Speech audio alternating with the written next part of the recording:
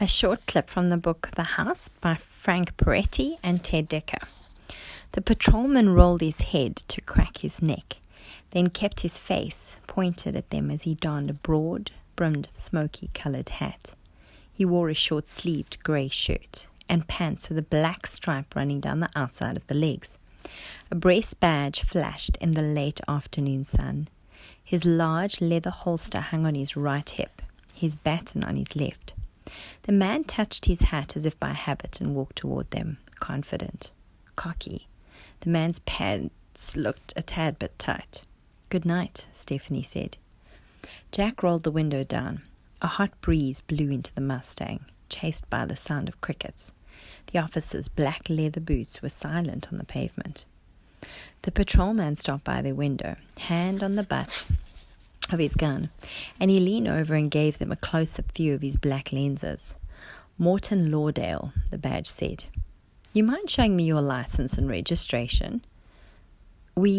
License and registration now." Jack leaned over to the glove box, dug out the papers, and handed them through the window. The cop took them with a gloved hand and straightened, scanning them at his leisure. "You mind stepping out of the car?" Jack wasn't sure what to make of the request. "Why?" "Why? Because I want to show you something. How's that for why?" "Did I do something wrong?" "Are all of you Alabama boys so dense? An officer tells you to step from your vehicle. You argue as if you're the king of the hill. I have something you need to see. Get your butt out of the car." Jack exchanged a glance with Stephanie, opened the door and swung his legs out. "There. Was that so hard?" "We took a wrong turn," Jack said, looking up. He was at least a head shorter than the patrolman. "We were headed to Montgomery on 82. Lauderdale pulled out his billy club and waved Jack to the back. "Come here." A chill slipped down Jack's back. How'd he end up here, out in the middle of nowhere with this character, a trigger-happy, blow him away and ask questions later kind of guy? He hesitated. "You gonna make me say everything twice?" The cop slapped his palm with a stick. "No." Jack walked toward the trunk. He stopped by the fender, facing the cop who stood with feet spread, staring directly at him, as far as Jack could tell. Lauderdale swung his black stick down to indicate the left rear brake light. "Were you aware of the fact that your brake light is out?" Jack breathed. "It is? No?" "It is. I nearly crawled up your backside. I ought to know." Oh, the patrolman mimicked. Sweat stained the man's shirt around his collar and under his arms. "And I'd suggest you start driving your car the way it was designed to be driven." The passenger door opened and Stephanie stepped out, smiling like a ray of sunshine. "Is everything okay?"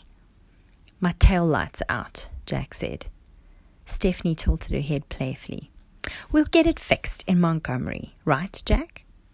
"Of course, as soon as we get there."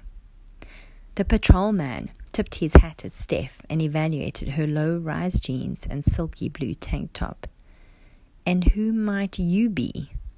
"Stephanie Singleton." The man's eyes dropped to her ringless hand. Her taking that off last month had cut Jack more than anything else she'd done. "Siblings? Cousins?" "Husband and wife," Jack said. The cop looked at Stephanie. "You let this maniac drive?" "Maniac?" Jack asked.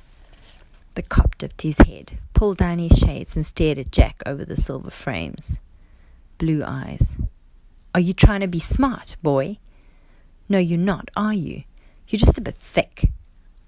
It occurred to Jack how much rudeness one must stand and take when the other person is wearing a uniform.